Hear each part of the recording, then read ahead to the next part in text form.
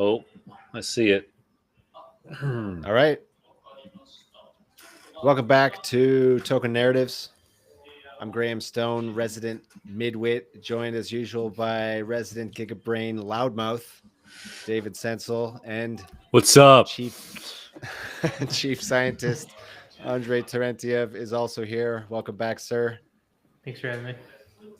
All right. So let's start off with a gut check. Bitcoin trading at $117,500. Interestingly, the Bitcoin dominance chart has bounced. So it looks like it bottomed out at around 60, just above 60%, bounced up to 62.5, it's almost 63%. So that begs the question, is alt season dead? What do you The guys 1 think? week alt season. Well, I mean, the dominance has fallen for about 4 weeks now. So Yeah. you could argue that we had like a thus far a 1 month alt season, hardly an alt season by my estimation if it's just 4 weeks. But I think I said, yeah, barely go made ahead. it to beyond the majors. Barely made it beyond the majors. Yeah, Exactly. I think I said in the weekly that we were at a turning point um, earlier in the week, and lo and behold, here we are. If it continues down from here, if Bitcoin dominance rebounds higher from here, I think we can kind of call this alt season finished. But if it turns back around, I think you'll see all the crypto native people get back into all their favorite non Bitcoin coins. I think Um, it's Go ahead. I think Sorry. like one thing that's I guess like interesting, and I don't know how it's playing out, is like the altcoin treasury companies, because I know Tom Lee is the one that's really pushing the ETH treasury company narrative.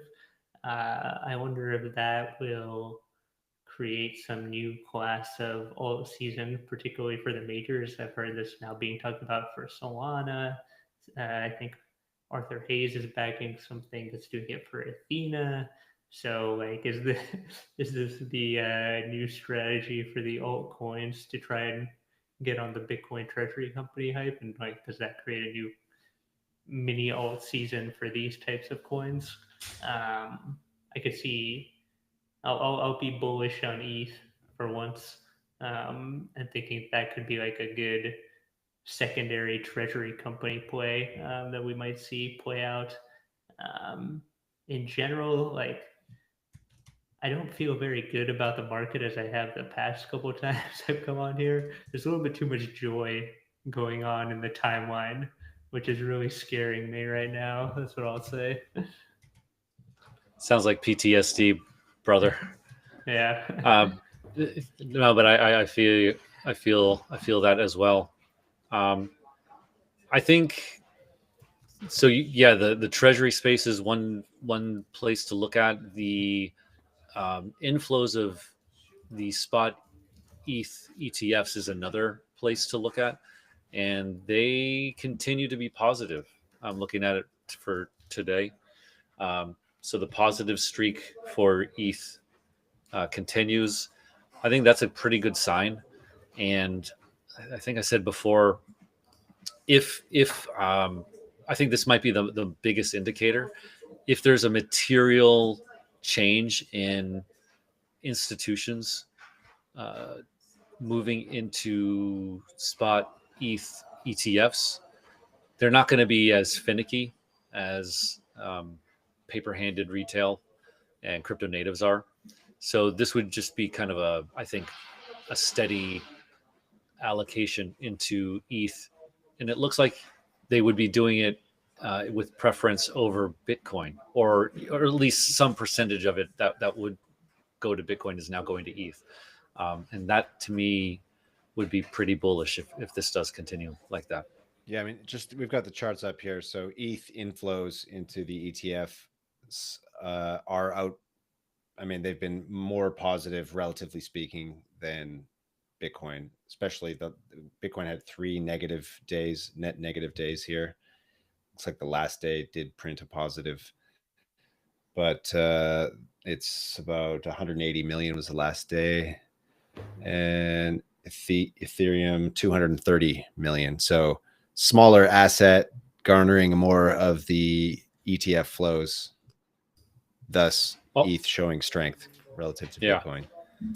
Also, one other thing that has nothing to do really with the asset itself is the Trumps.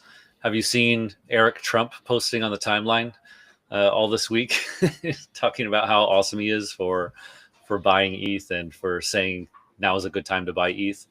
There were a couple good dunks on him, like Bold Leonidas showing, he said in, I think, March, good time to buy ETH, and then it went down for 2 or 3 months, and then he retweeted his tweet saying, "I told you so." I think like this past week. So, but in all seriousness, the fact that he cares about this, that a Trump cares about this, I think you wouldn't want to bet against someone with political power who is in World Liberty Financial. I think they bought ETH this week even. So I wouldn't want to short ETH, I guess, because having someone with political power backing ETH, not smart. I feel like it's also one of the only assets that is like close to being like an institutional adopted asset. Like I don't see really the case. Well, there's like Bitcoin, stable coins, and then I would say ETH is like up there. Like I just don't really see it for anything else outside of that right now. Like maybe you can make like a case for Solana, but that really seems like a stretch for me. And then like outside of that, I see nothing. I don't know. Correct me if I'm wrong. That you think that there's more stuff out there. There's like institution grade crypto, but in that way, it kind of makes me feel like ETH is the one. Yeah. So for whatever reason, Ethereum has picked up the institutional bid for institutions that are looking to allocate to crypto. They put a certain percent in Bitcoin, and maybe that's just like a different bucket now, Bitcoin. And so if you want to like get exposure to crypto and you don't want to think too much about it, you just buy some ETH. Right? It seems like that's the narrative.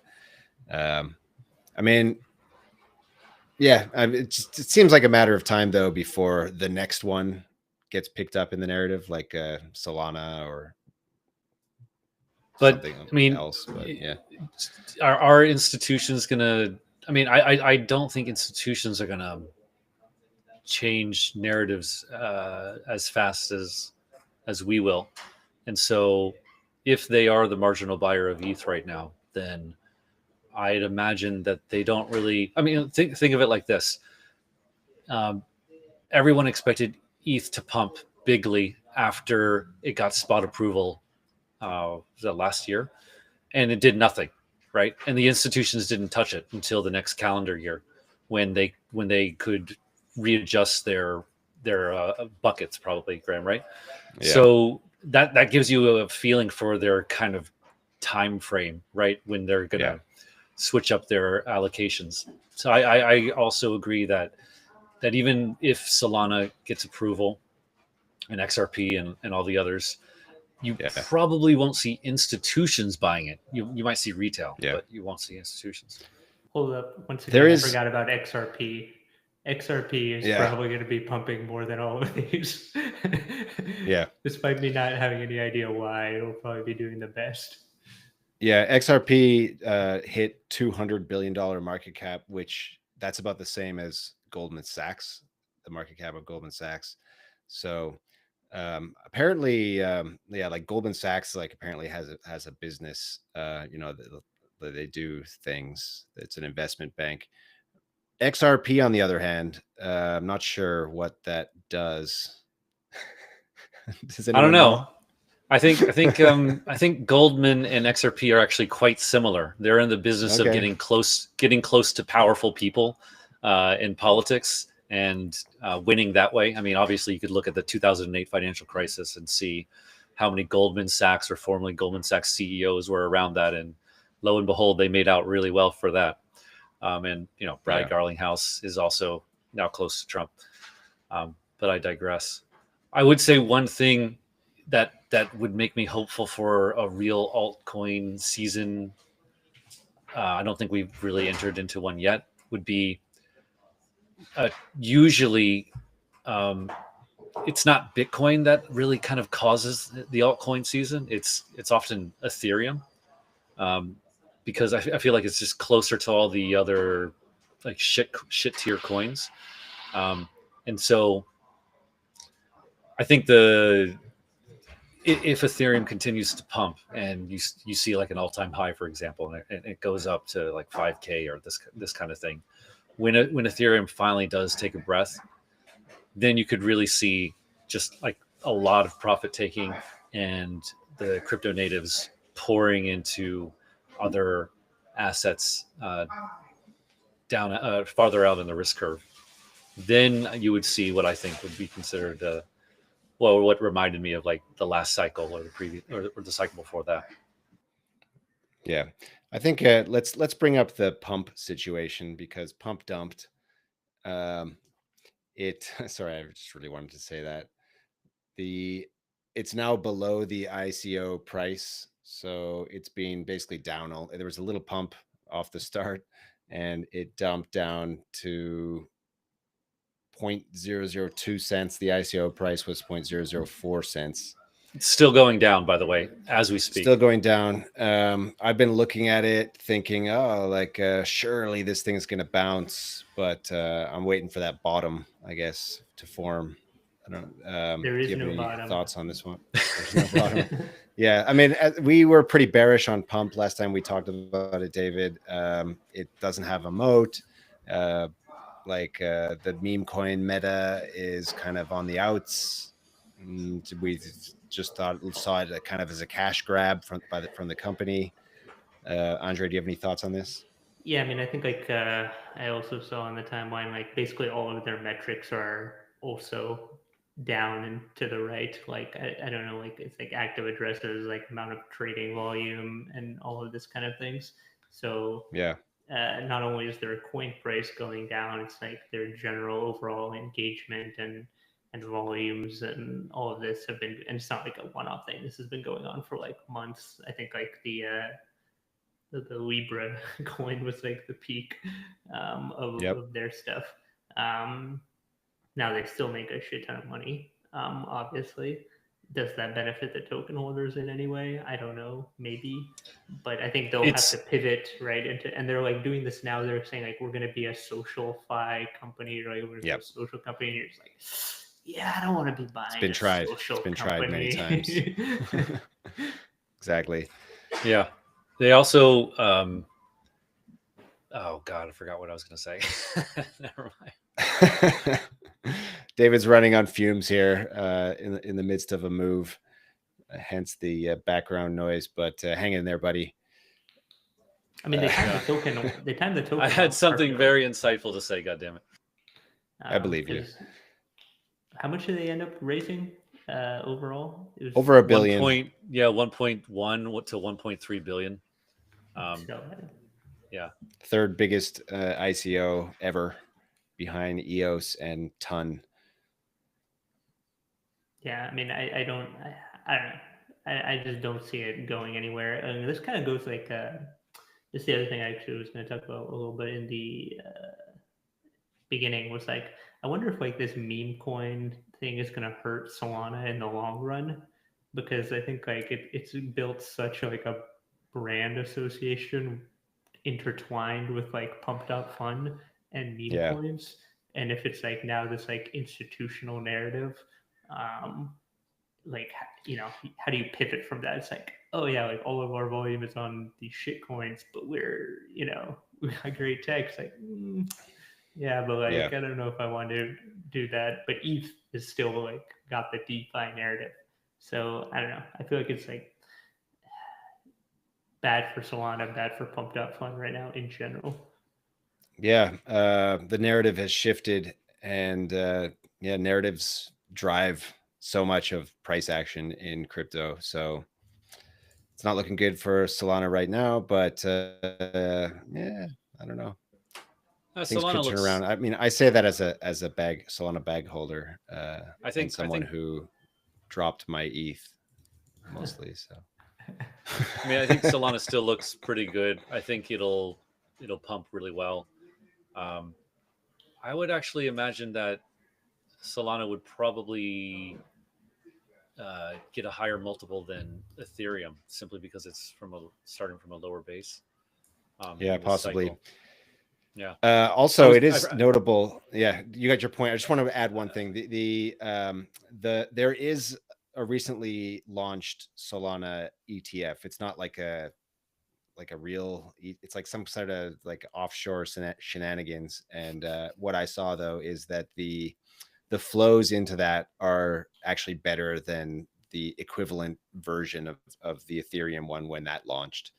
So I mean, that doesn't tell you much because we're in a different market environment now. There's just more money sloshing around. What's your point, David? What's you remembered Well, it? I was just going to talk about the tokenomics of Pump, the Pump token, which were just also subpar, right? Like 25%. Yeah, a bit lukewarm. Of the revenue. Yeah. 25% of the revenue goes back to the token, but even worse than that is like just so suspicious is that the it's not programmatic. They're not programmatically buying the token back. It's just whenever they want, right, on a whim. Whereas with like, I think with with Hype, for example, it is programmatic. It happens from the smart contract, and it just happens automatically. I think Bonk, like Let's Bonk.fun also does that as well. Yeah. So again, just I don't know. These Pump.fun guys seem. It's the tokenomics for Pump are kind of a trust me bro situation. So yeah, not so bullish on that. But I will be watching that chart because with so many people pumping, like shilling it, like I heard endless influencers talking about how great it's going to be.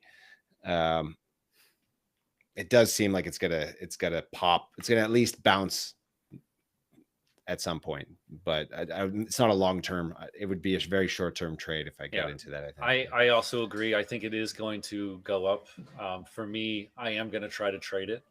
I am absolutely going to try to trade it. I'm not going to put a lot of size into it at all, but it's too good of an opportunity. I do think that all the people that we saw on the timeline shilling the ICO and kind of patting themselves on the back, like all the haters, all the doubters, the ICO was amazing, 12 minutes, this is great, you love Solana. I thought I was like taking crazy pills because I had come out publicly saying this looks suspicious. I wrote about it in my newsletter, like I'm not touching this looks crazy. And then so many of the podcasts I listened to, all the people were foaming at the mouth about it. And then congratulating themselves for like the successful ICO. Silent for the past week or whatever. Something about the Solana community is a very mouth foaming community. I don't know what it is. Sorry to interrupt. No, I mean, I feel the same way about the ETH community, to be honest. Like, yeah, I agree. Everybody. The ETH people are they've been kind of I prefer the Solana people barely over the ETH people, but it's not a race to to be in for that. Yeah. But meanwhile, go ahead. Let me just ask you. Give me where would you get in on Pump? At what I don't know what level, but I don't know about the market cap. I would just look at the chart to see when it looks like there's a bottom forming. I'm not going to try to like catch a falling knife on it. If it looks like it sort of flattens out and then starts coming back up slowly, that's when I would get in. Yeah. I had an interaction with one of the Blockmates fellows, and he pointed me to some wallets of participants in the ICO that they bought 150 mil, and they've been selling it like indiscriminately for the past, I guess, week. And At a loss or I guess barely it's, at a I don't break know. even? It's some of this stuff seems a little murky. Flood, um, the hype guy, he was also talking about this. How he imagines some of the people who were in the private round. I think it was still at 0.004. However, they also got equity, right? And so they would be they would be basically longing the equity, holding the equity of the actual freaking company, and then just selling the token indiscriminately, right? Um, and so he was like, yeah, the token is a bad proposition from that respect. Anyway, you can imagine that Mm, when these people finish selling, that would hopefully form a bottom. So it's something to look for. You can see on chain. yeah. All right. Let's pivot from alt season and shit coins, and let's talk about Bitcoin again. I want to try to present to you guys the big long thesis. All right, and I'd love to get your opinions on this. Bear with me. It involves talk of derivatives and things I don't really understand, but Who I'll made try this my best name? to. Where's Okay, the big so long? yes, the big long thesis, coined, I think, by the person who created the thesis himself, which is this guy, Dark Side 2030. You can find that's his X handle, and it was explained in the most recent episode of the TFTC podcast. I don't know if you guys listened to that one at all. I like it. It's a Bitcoin focused podcast, and it focuses relentlessly on the bullishness of Bitcoin. So if you're in need of a dose of hopium, check out that podcast. Anyway, this guy. Sorry, just give me a second. Am I to This understand, guy. Graham, that you need reassurance of Bitcoin now from now on? Absolutely, absolutely. What sometimes I wake up in the morning. I'm like, what am I doing? I work at a Bitcoin.com company. I got all my like net worth tied up in this thing. I need reassurance. Feed that dopamine straight into hopium dopamine straight into my veins. I'll take it whenever I can get it. But seriously, uh, this thesis. Well, let me explain it. You guys tell me if you think it's just pure Kool-Aid. So, all right. So this guy on the guest on the show, he is a retired options trader, and so he started his career in like the late '80s, I think. And the point is being right. He has an insider's view of how the system, particularly like derivatives and options and whatever puts, how that all works. Now, his theory is basically that like Bitcoin's unique properties, like its fixed supply, the fact that it's a bearer asset, meaning you can take custody of it quickly and instantly, and that as well as the on-chain transparency, it's like fully auditable. That will actually cause systemic disruption to the traditional financial system during the next global financial crisis. And when that crisis hits, the price of Bitcoin will explode in the mother of all short squeezes. That's the basic theory. I don't know if you have any comments before I dive into more details there. Yeah, let me just make sure I understand the overall thesis. Is he thinks that in the next financial crisis, Bitcoin will react to the downside like usual, and then people will short it, and then that will accelerate its move to the upside. Basically, is that it? Not exactly. He It's doesn't think more it's going to that go. He doesn't think it's going to go down in reaction to the financial crisis. I think it's the opposite, right? So basically, no. that everything else will dump, and people will flee to Bitcoin. Yes, and It's a here's where it gets short murky. short squeeze, right? A short squeeze It's a means that short squeeze though, people are because shorting it. yes. All right, so this is the this is the part where it gets a bit murky, but like maybe I can explain this a bit later in the explanation. But like even when you're long Bitcoin, the institutions still have to have a short position. For the example that was given in the podcast is, okay, let's say Bitcoin's trading at $1 million, and you've got 1,000 Bitcoin or something, you're a big holder, OG holder, right? You want to get some insurance on your Bitcoin. And so you go to like a financial institution, they set up some kind of derivative that's basically an insurance product. So like something like if the price goes to 800,000, I don't know, they have to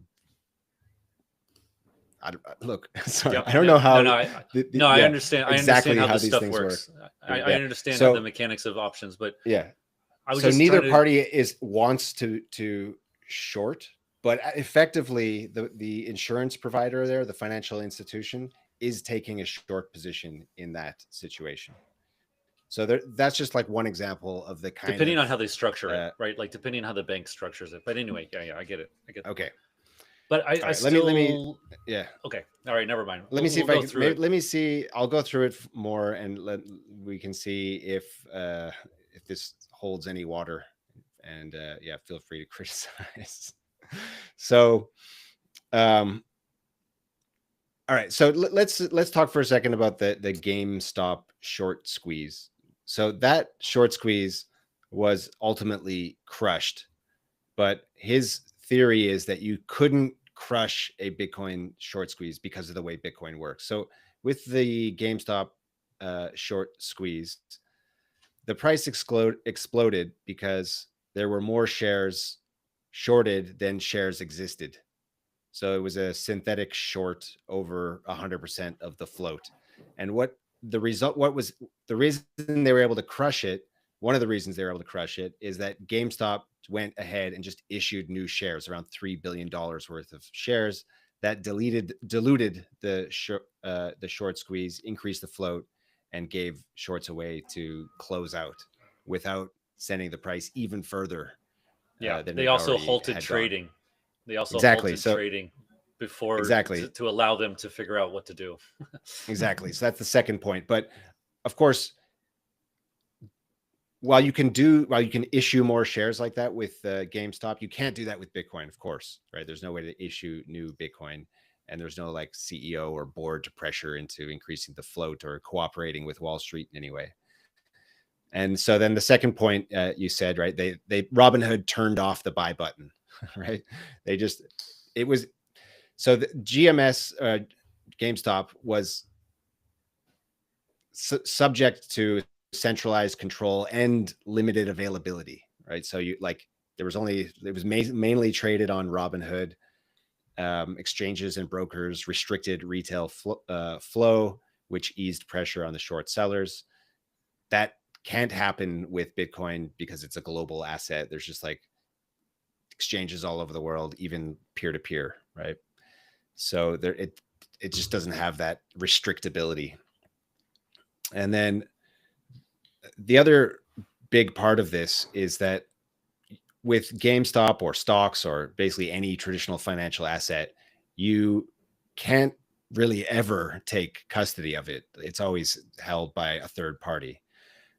And that intermediation allows them to sort of like slow things down, right? But with BTC, you can take it into cold storage instantly. And then once that happens, once people start taking it into cold storage, it can't be borrowed anymore by the financial institutions and they need to borrow it in order to settle their shorts. So, all right, the third part of why GME was able that short squeeze was able to be crushed is that there wasn't really any transparency into like what was actually happening. So nobody was sure what the actual float was, and that opacity is what allowed the market makers and brokers and regulators to sort of like behind the scenes figure out a way to stabilize the situation. But if the same thing were to happen in Bitcoin, it's fully auditable all the time. So no one, you wouldn't be able to hide what's happening, and that would lead to a panic. So, all right, that's why GME or GMS was able to be crushed. That short squeeze was able to crush. You wouldn't be able to crush a Bitcoin short squeeze. So the upside could be exponential. Now, the next component of this is that there's just a growing amount of paper Bitcoin in the system.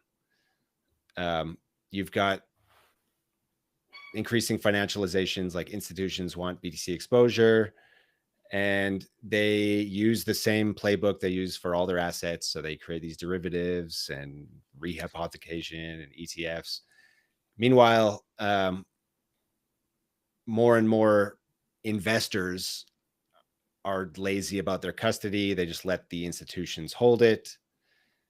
And then you start to get like more of these structured products. And what they do is they lock up BTC while offering synthetic exposure to others.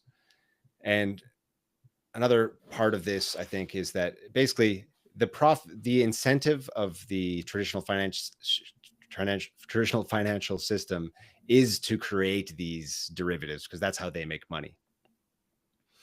So the end result is to just have more Bitcoin IOUs circulating than actual Bitcoin that's available for settlement. So how this could work, how this guy, sorry, his handle again was Dark Side 2030. How he envisions it playing out is you get a trigger. So liquidity events, like not even Bitcoin related, some bank failure around the world, some sovereign bond panic or something. And the response is that investors flee to Bitcoin, viewing it as the off-ramp from the fiat chaos. This leads to a stampede of self-custody.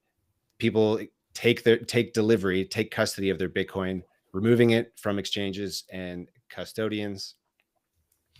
And then with less BTC available to borrow as people take self-custody, the institutions can't hedge or settle their derivatives contracts. That causes the short squeeze. And it also leads to sort of a confidence crisis as people realize how fragile the system is, especially comparable to provable ownership on Bitcoin. And then you get this feedback loop, more panic, more people buy Bitcoin, more people take it into self-custody, less BTC for loans. The derivatives market sees up, more panic, and you get this reflexive loop that just sends Bitcoin into the stratosphere. That's the thesis as I understood it. Am I taking crazy pills here? I see two.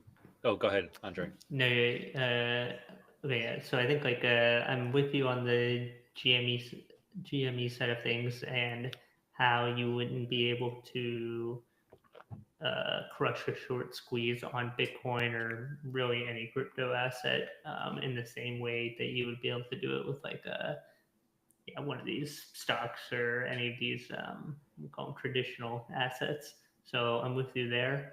I'm sort of with you on, okay, if there's a lot of IOUs going around and can't settle, can't. Sorry. What does he think of the Bitcoin long, the big long? He's a fan. Go on. Where they can't settle, so they have to basically purchase like spot or like find some other way to get the Bitcoin. I guess I'm struggling to see like a concrete example of how that plays out. So is it like, I don't know, JP Morgan is letting customers short Bitcoin, but they actually don't have any Bitcoin. And then when the shorts go super hard underwater, JP Morgan actually has to go find Bitcoin because their clients need to be liquidated, and then they can't find it. So then it's like this reflexive thing. I guess That's like the step that's Something like missing that. for Yeah, me it's right something now. like that, I think. Yeah. I think that's what is the prediction is. Something like that's going to happen. I I have two issues with it. The first, the comparison to GME, I don't think is going to happen ever, uh, ever again. Really, institutions and institutional grade clients or whatever players were net short GME by a lot. Right, that's one of the reasons why they targeted GME. These short, like kind of these like vigilante short sellers were um, looking for stocks that the institutional grade people were way off balance, and that's why they chose GME. I don't see that happening to Bitcoin. I don't think that these institutions who are getting into this Bitcoin thing are going to. There's maybe 10, 20 years from now when they have more comfort with it, but it's such a high vol asset. It would be insane to me to think that they would be so they would have such poor risk management where they're really kind of getting net short.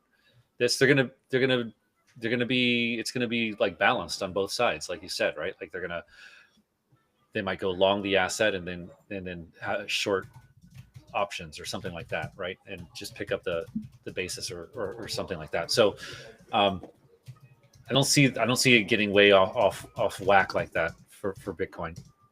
And two, um, I wonder about this trigger event. How I mean, I think maybe eventually we can get there, but I don't see like in the recent 5 years, Bitcoin sells off on these events too. Now, granted, it comes back, but it doesn't. It doesn't. It goes with risk assets thus far, right? So Well, I don't know. on the net short side or the institutional short side, I'm wondering what I do see is like there's not going to be enough Bitcoin available for trading in order to satisfy like all potential Yes. short sellers or all potential like traders. So you basically have to be Buyers, trading just derivatives. buyers. Yeah, right. So like Yes. you can't trade real Bitcoin in this situation just because there's not enough of it. And then that leads to these like weird entanglements where like, what am I actually trading? Does that guy actually have any Bitcoin? Is like, what's going on here? And you get like these weird obligations that obviously nobody knows what's actually happening because a bunch of this trading is going on in like the institutional TradFi layer, and then it blows up because it turns out, this is the equivalent of like an FTX type thing, but much deeper, where it's like, oh, there is no Bitcoin.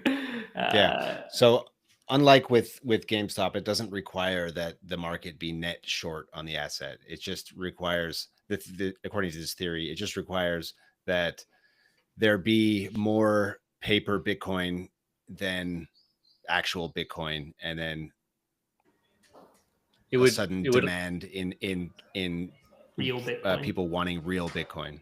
Yeah, but I mean, it depends on how these derivatives are structured, right? Like if I think if it's structured in a way where you receive the actual asset, then what you're saying is true. But a lot of derivatives are just you get paid off, right? So it doesn't. They don't necessarily have to give you real Bitcoin at the end of it. They could just give you the money you've made.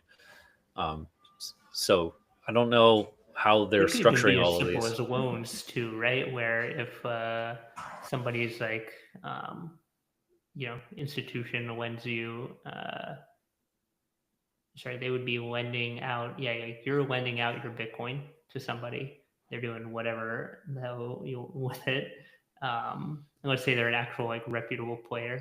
Maybe they sell it for, they're doing whatever with it, and now you want your Bitcoin back. They're obligated to go like buy it if they don't have it on them. And if that like becomes like a big enough thing, it's like, oh, either that institution goes bankrupt or the price of Bitcoin goes up like really, really high. And that goes back to how's the risk management, right? But if like I lend you my Bitcoin and you go like do something with it, and it's like I want my back, like, oh, I actually don't have it, and it's like, oh, in order to buy that amount of Bitcoin, the price is going to go up 10%, and then it just like keeps cascading. And exactly, and unlike with every other financial asset in traditional finance, you can't fake Bitcoin. Like if there's a rush of people trying to actually just take self custody of it, and that can happen very quickly, but with every other asset, like it can't. So like Bitcoin doesn't, it's kind of like a Trojan horse into the financial system that just like has the potential to cause chaos in the next like financial crisis, right? Just because of the way it's like it's unprecedented how different it is. It doesn't like fit into the traditional system. The fact that you can withdraw it, take custody within minutes or hours. I'm way out of my depth here. I'd have to do more research on the details because I think the details matter a lot here. And I mean, if these contracts, these derivative contracts, are like, I think it's called in kind, right? Then I think what you're saying is holds. But as far as I know, a lot of it's stuff like Robinhood, for example, they settle just in cash, right? You trade oil, you buy oil options. You're not getting delivery on oil, right? They just pay you money, and there is no. I don't think there isn't. I'm not sure if there is an option to even get the oil. I again, I'm out of my depth on this. So you could conceivably 20 barrels of oil. Well, I mean that happened. That happened right after COVID. Do you remember when oil went negative? Right, it was negative $30, and the reason is that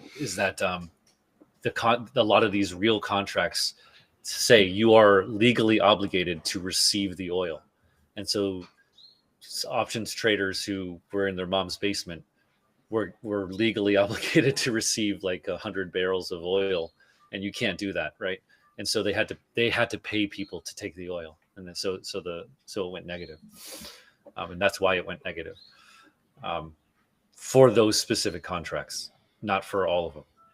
So anyway, yeah, I guess it's conceivable. I would personally bet that the institutions who are, at least the players who are in it now, I would assume that they've gamed this out, and they're aware of this. So I would give them credit for this kind of thing. But maybe they are really dumb. On a bullish note, maybe this is actually a very good case to never be net short Bitcoin. To never short Bitcoin, because this is exactly what could happen to you. Yeah. All right. So the funny thing is, let's say that this does happen. So it does trigger this like massive short squeeze. This would probably bankrupt or cause like systemic risk to traditional financial institutions. Exactly. That's the point. No, Graham. No, so let's go through the math. You can't just say that and you're like, oh, that's the point. What would happen then? What would happen next when systemically important institutions fail? I don't know if that necessarily would be good for the world. The government I'm not the saying world that that we live in. I'm not saying it. Yay, my Bitcoin's worth $10 million. Oh wait, they're eating people on the street. Shit. Oh man, yeah, what am I gonna do? We don't want street eating people scenarios. But I mean, at a certain point, that's what ends up happening. At a certain point, doesn't there need to be like a new system? Like the fiat system, isn't it just like a giant Ponzi scheme? And eventually, like, aren't we at the late stages of the Roman Empire here, where we just need a complete reset? And yeah, maybe like whatever the new system is will be better. Well, that's a whole another discussion. I would love to get into this with you. I mean, we could talk about it now, but I would say no, not necessarily. No, I think the fiat system has been. If you look at like GDP growth and lots of different indicators for output, economic strength, technological progress, it was supercharged by getting off of the gold standard, and there are a lot of really good reasons for that. And fiat, the fact that we have a fiat system, it can be attributed to much of this. Now, this is not to say that it's perfect or anything like that, but this notion that you see in crypto a lot, where for example, a Bitcoin based monetary system, just I think it's a massive mistake. And Well, um, I don't think it necessarily has to be a like Bitcoin is going to take over the fiat currencies. I just view it's like a bifurcation where like fiat is for settlement. Do not hold fiat, right? Like ever, right? Like for longer than you need to spend it.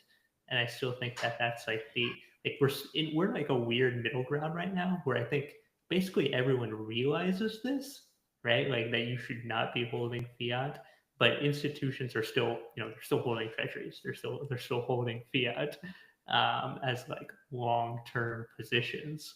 Um, and I think like maybe that's like what collapses, where like everyone kind of sees the writing on the wall, where it's like in no way does it make sense to hold fiat if on a long-term horizon, and maybe something like this is like the final nail in the coffin for that system.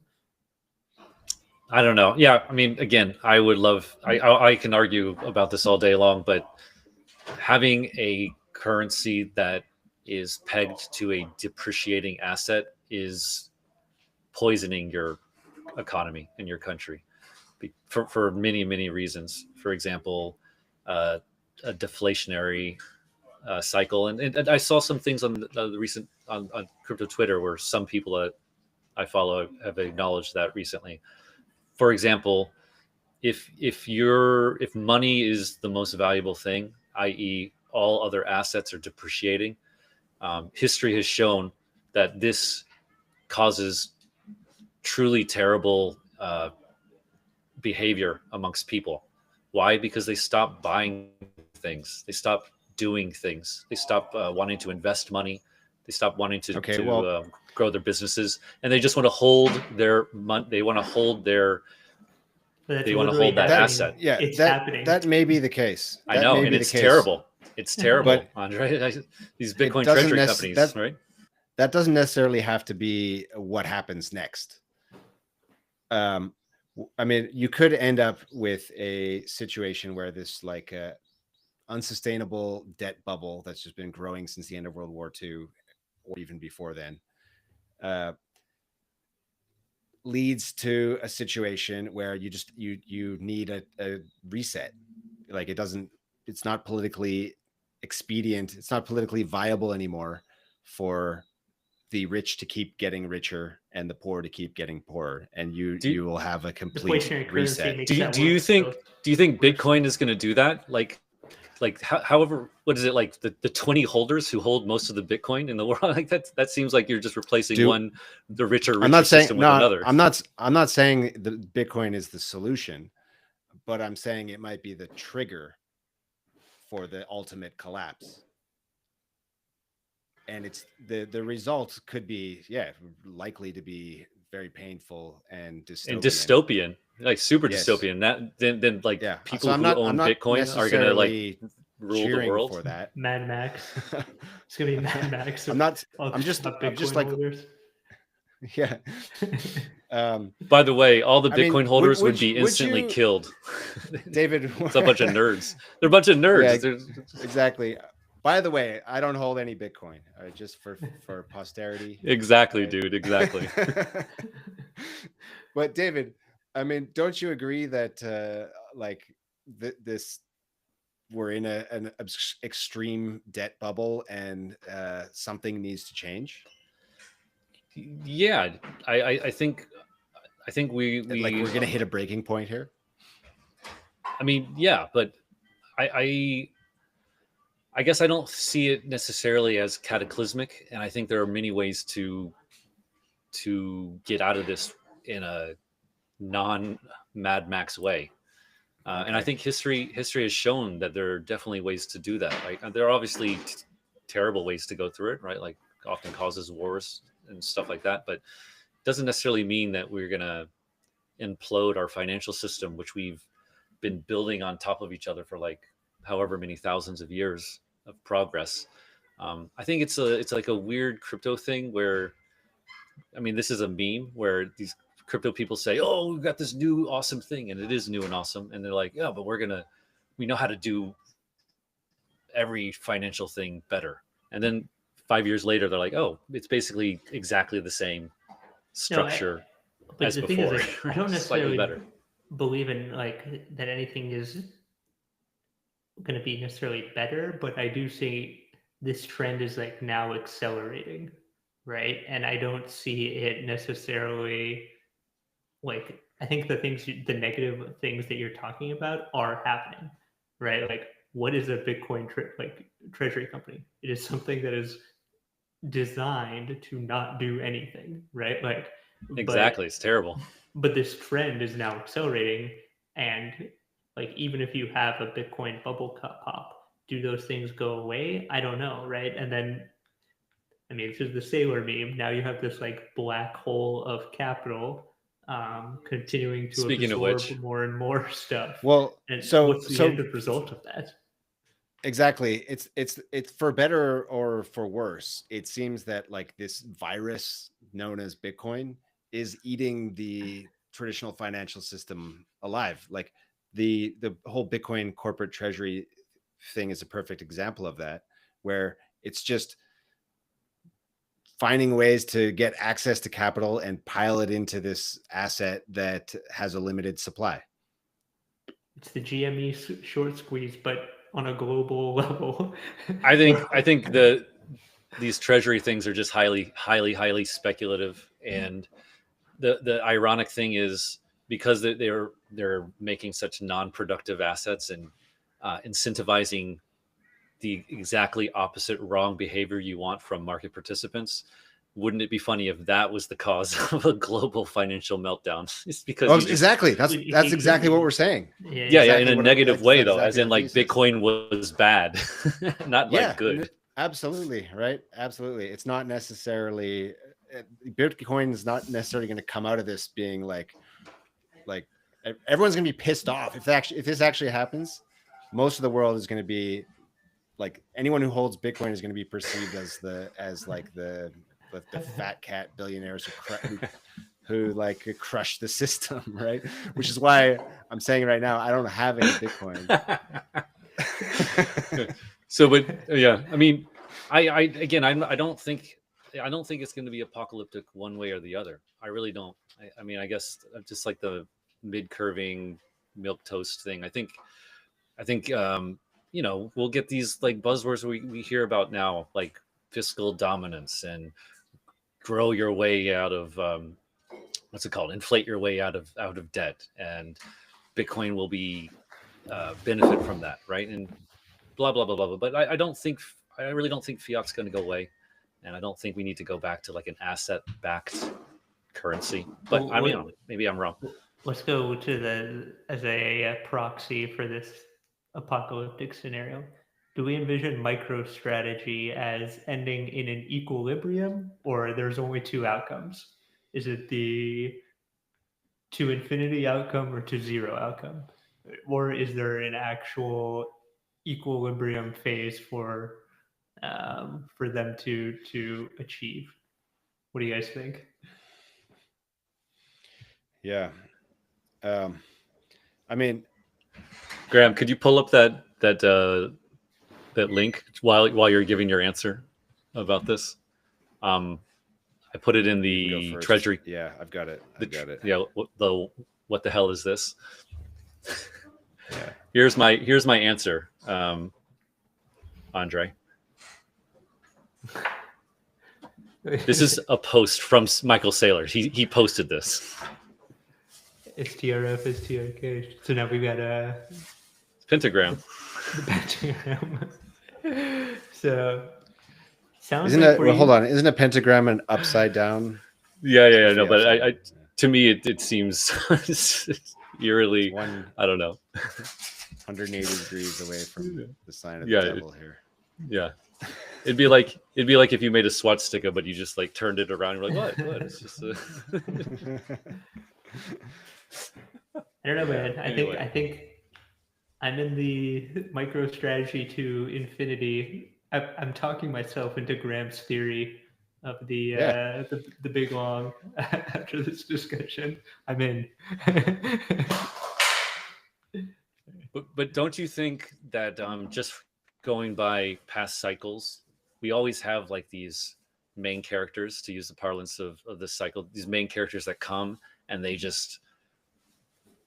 start kind of sounding good, and then it just gets more and more elevated and crazier until you're like giving presentations that say 21, 21, 21, right? $21 million per Bitcoin, 21, whatever, all this.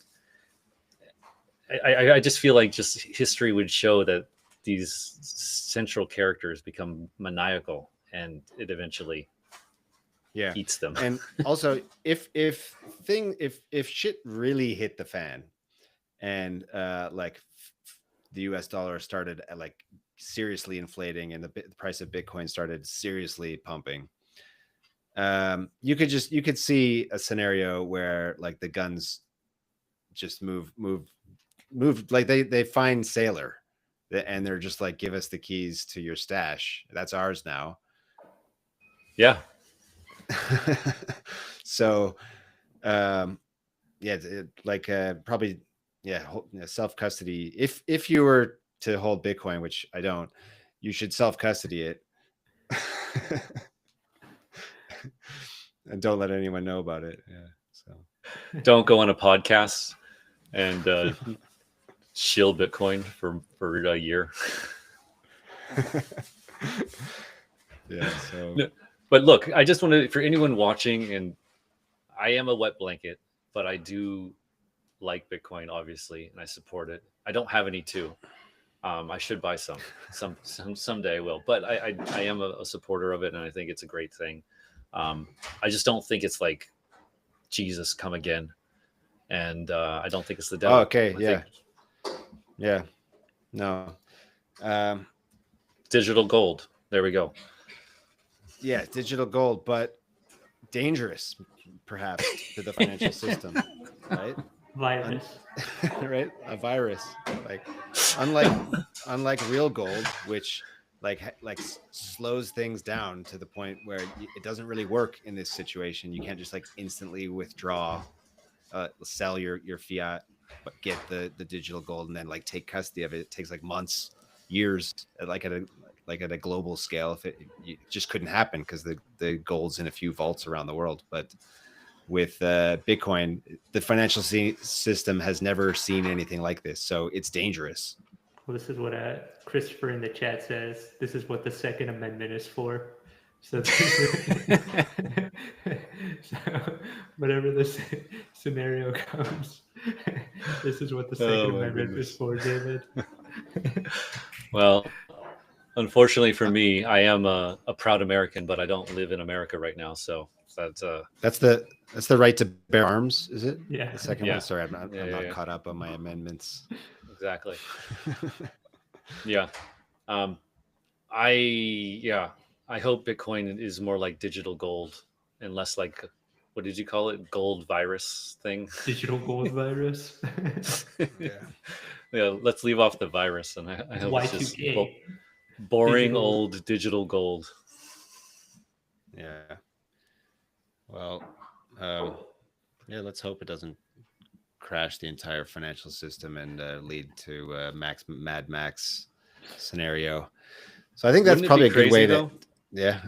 Wouldn't it be crazy though? Like for if the outcome of this was that everybody in the world hated Bitcoin and Bitcoiners because they find it responsible for destroying it. That would be some irony, man.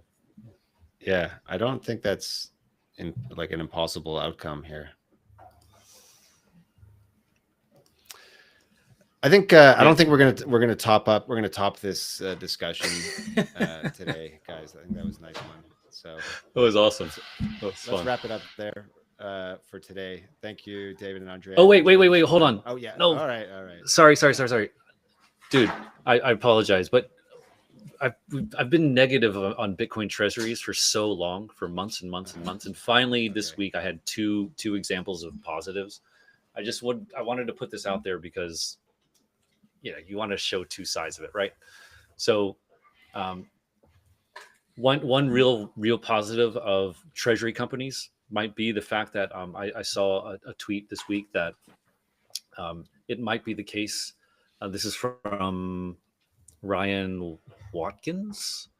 Well, yeah, that some for I don't think this is for Bitcoin, but some of these treasury companies might be buying locked tokens from funds who got allocations for locked tokens, um, and this would be an actual real positive thing because the treasury companies would be way less likely to indiscriminately sell like these funds do, who are kind of incentivized to sell the second the tokens become unlocked because they already got such a high multiple on whatever reduced price that they have.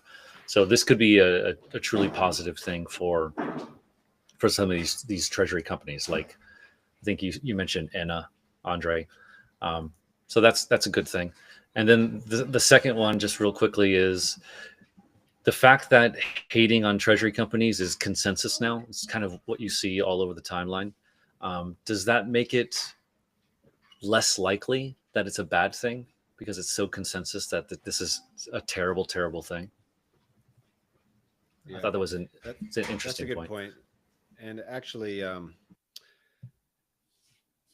this was brought to my attention by Mark Arjun of Blockworks Research. So shout out to him. And he noted that with strategy, they actually have a debt to enterprise ratio of only about 10%. Meaning, so the market cap of strategy is like 120 billion. They actually only have around 11 billion dollars of debt, including all their preferred stocks. So what he noted is that it's actually that debt to enterprise ratio, it's kind of like being in year 27 of a 30-year mortgage. So you've only got like a couple years left and you've paid it off. So the point being that strategy is actually in a good position to remortgage, right? To take on a lot more debt and buy more Bitcoin. Just up your leverage ratios while it keeps going to the moon. Keep upping the leverage. Exactly. Oh man. Any good comments? All right. Yeah. All right, let's wrap it up. Thank you, Andre and David. Really enjoyed this one. Have a great week, everyone. Catch you next week on Token Narratives.